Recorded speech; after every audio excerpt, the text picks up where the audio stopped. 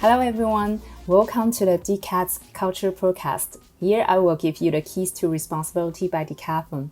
The aim of this podcast is to help you discover, rediscover, or make you want to go further on what makes our company successful, and at the same time to allow you to develop your skills. I'm Jiawei on air from Decathlon Exchange, and today we are going to talk about the advice process. Have you ever asked yourself what an advice process is? What are the steps and how to do it? Well, I'm going to explain to you in 6 minutes what an advice process is, the steps to do it well, and when to do it. First of all, what is the purpose of the advice process? We live in an increasingly complex world. In our decision, there are more and more stakeholders, especially because we work in networks. We also talk about collective intelligence. You know as well as I do that there are more ideas in the brain of 10 people than in one. Finally, we have to take into account that there are many parameters in our decision-making nowadays. The digitalization, ecology, the human factor, legal issues, so on and so on. We cannot be experts in all these areas. Hence the importance of consulting different people to make fair decisions. This has become indispensable in the VUCA world in which we live. And the link with Decathlon is that we want people to take more and more decisions locally. It's the principle of subsidiarity. It can sometimes provoke anxiety to decide. Consulting can help to reassure and above all to make the best possible decision. This is why I proposed the advice process tool. The advice process is a tool for living subsidiarity and it should allow you to make decisions. So what exactly is an advice process? It is a process that allows the greatest number of people to help them to make a decision by consulting, asking, and listening to the opinions of other people who are affected by the decision or experts. When we make a decision, there are impacts. You have to make sure that these impacts generate positive effects. The objective is to confront one's decision with those who will live through the decision, and also with experts who know the topic, who have already seen it from another angle sometimes. By confronting these two opinions, you can make the most accurate decision possible. Okay, and why using the advice process? Taking a point of view of people who are or will be affected by the decision allows these people to be included. It makes them feel valued because they have participated in the process, and it also allows them to learn and build motivation and commitment. Also, when you make a decision with positive effects, you develop the self-confidence, and you dare to make new decisions with more impact. And if you happen to make a decision that fails, you are able to recover more easily because you have been able to capitalize on victories in previous decisions. In other words, when I decide, I increase my self-confidence. I take more initiative. I make more important decisions. I decide again.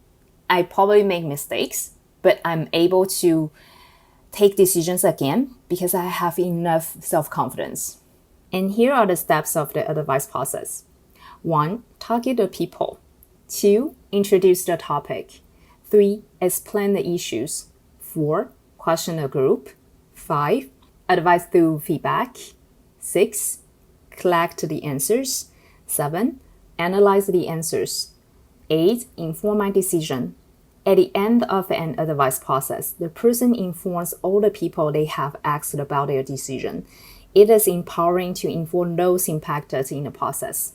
And the last but not least, 9, measure the impact of my decision and report back. I follow up with my leader on the continuity or adjustment of my decision according to the level to which my objective has been achieved. Be careful, the idea is not to always be unanimous, but to be the best decision for the topic in question. Be careful also with some decisions, you will not necessarily make an advice process.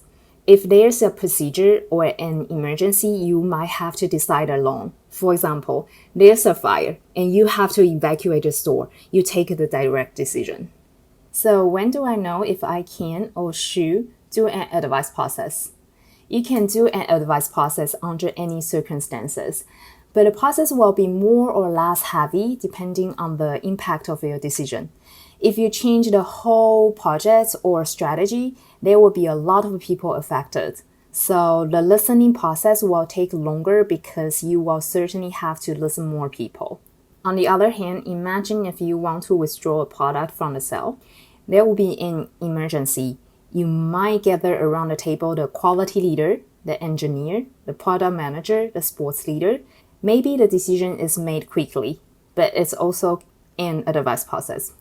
And even if someone calls someone for an opinion, that is also a form of advice process. And then it comes to the question of who. Who can do an advice process? Anyone. Anyone can make an advice process. This ranges from the small ones. For instance, I ask what product I'm putting on my TG, to more elaborate ones. For example, the recruitment of a team leader. It is also valid for a mass plan, for long-term strategy change, for a decision on the priorities of the week. To conclude, the advice process allows you to make a decision in the most informed and objective way possible. To complete this picture, I invite you to use data and figures to reinforce your decision, in addition to listen to the people affected and the experts.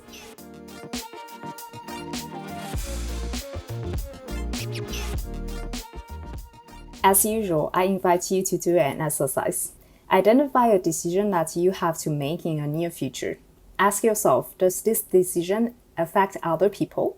If so, who? For example, you want to change the range of your sport, so the teammates in your department will be affected. Present them with the decision you want to make and ask them for their opinions.